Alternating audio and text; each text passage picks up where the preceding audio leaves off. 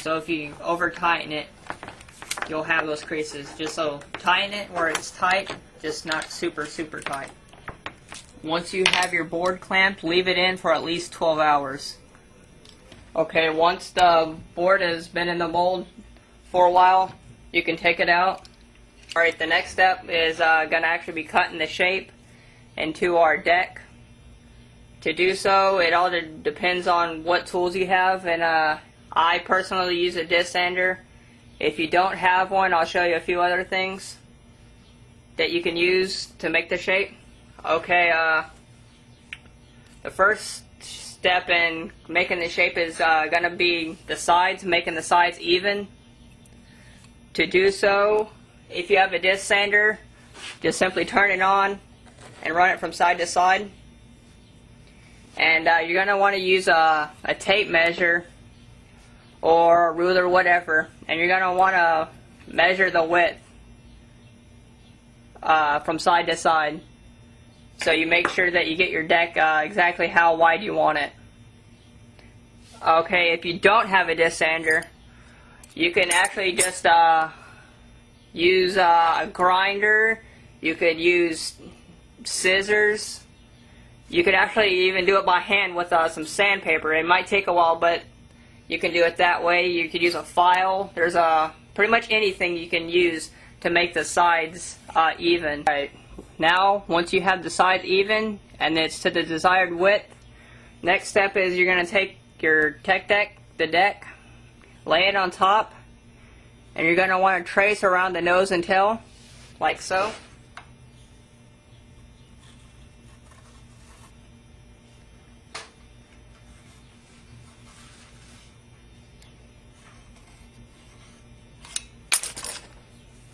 Like so.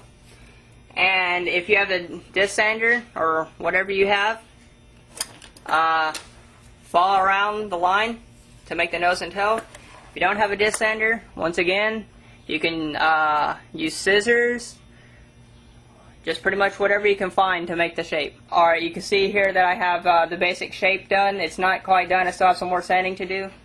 But before I do the finishing touches, I want to check the length of the deck. To do so, it's all based on whatever you want, but I prefer to have my decks about the same length of a tech deck. So using a ruler, tape measure, whatever, just measure the length of the tech deck and just follow that onto your deck until it's the same length. Alright, the next part is probably what scares people the most about making wooden fingerboards, or fingerboards for that matter, which is actually drilling the holes.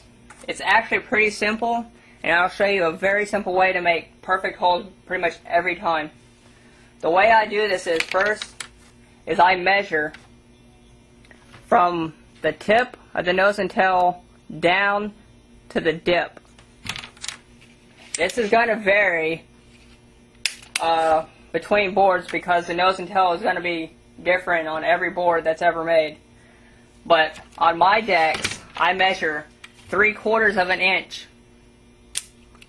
from the nose and tail, and I make a mark, like so. Now that I have a mark on the nose and tail by the dips, this is actually going to show where my truck holes need to be. Next, I'm going to extend the length of the lines I just made from to each side of the deck. Just take a ruler or a straight edge, anything, just to make the lines straight from side to side. Alright, now that we have the lines running from side to side, what we're going to actually do is mark on the side of the deck where these lines are. You'll see why in a little bit.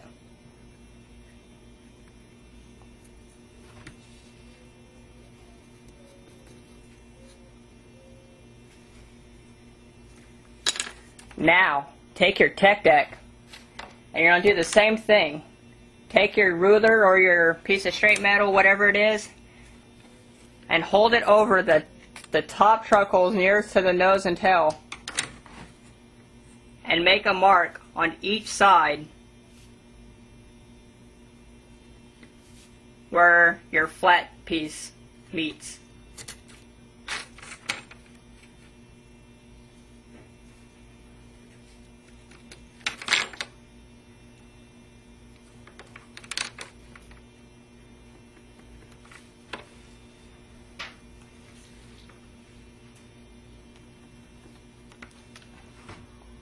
Like so. Why I do this is because now, you see this? You might not be able to see it, but the line on the tech deck and the line on the wooden deck itself, when they line up, this will show where the holes will be perfectly, so when I drill, it'll be perfectly in line. Now to actually drill the holes, it's pretty simple. Take your tech deck, line up the two lines that we just made on both decks. Take a clamp or piece of tape or something, and with the tech deck laying on top, clamp it tightly. Try to center the tech deck up with the wooden deck as best as possible.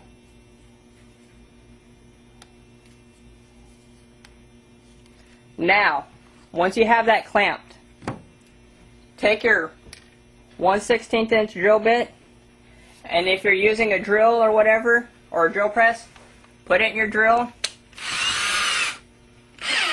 and very carefully drill through the holes in the tech deck, through the board. Try to keep it as straight as possible and not go at an angle. It's a lot easier if you have a drill press. I'm going to show how to do it on a drill press. Like I said, simply just drill through each one of the holes.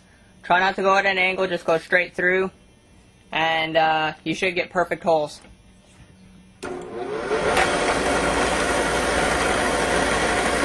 Another trick I've recently picked up on is after you drill your holes through the deck, actually take a tech deck base plate, lay it on the bottom of your deck over the holes, and if the holes and the base plate and the holes in the board line up all around, then they're perfect. Alright, the next thing you're going to want to do is countersink the holes you just made. To do so, it's pretty simple. There's a couple ways you can do it. The way I do it is I use an 1/8 inch drill bit. I put it in my drill, or drill press, whichever one you have. And very slowly, I drill through about 1/4 to 1/2 inch of the deck, depending how thick the deck is. The thicker the deck, the deeper the countersink will need to be. If you don't have an 1/8 inch drill bit, or you're afraid of drilling through the deck, what you can do is use a tech deck handboard tool, and you can actually gnaw through the holes until you get the countersink deep enough. Alright, after we got the countersinks complete, the last bit of drilling we have to do is actually the kingpin holes on the bottom. These are simple to do, and why we do them is because if you look at the bottom of a tech deck base plate, you'll see that the kingpin actually sticks out a little bit. To drill these, what you need to do is take a pencil, or if you're like me and you have it memorized, you drill almost about directly in between the two holes that are nearest to the deck on the nose and tail. So you want to drill them about center on both the front and back, like so.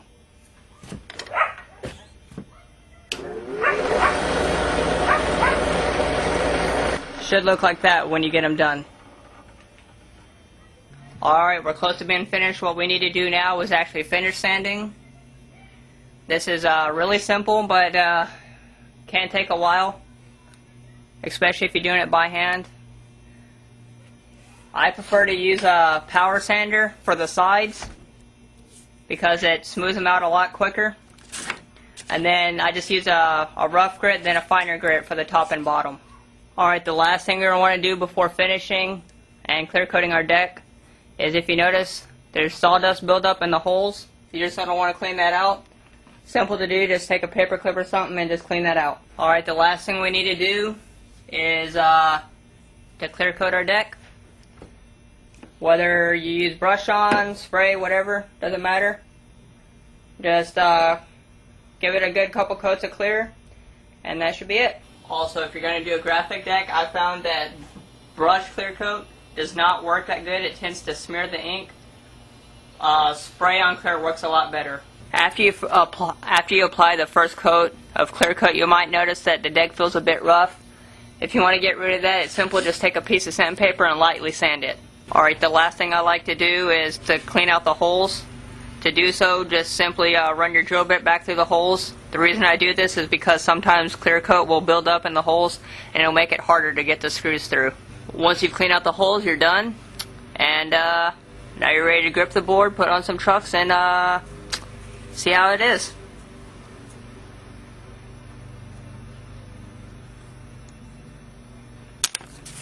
Now, since I filmed this, every one of you have to send me all the decks y'all make for free.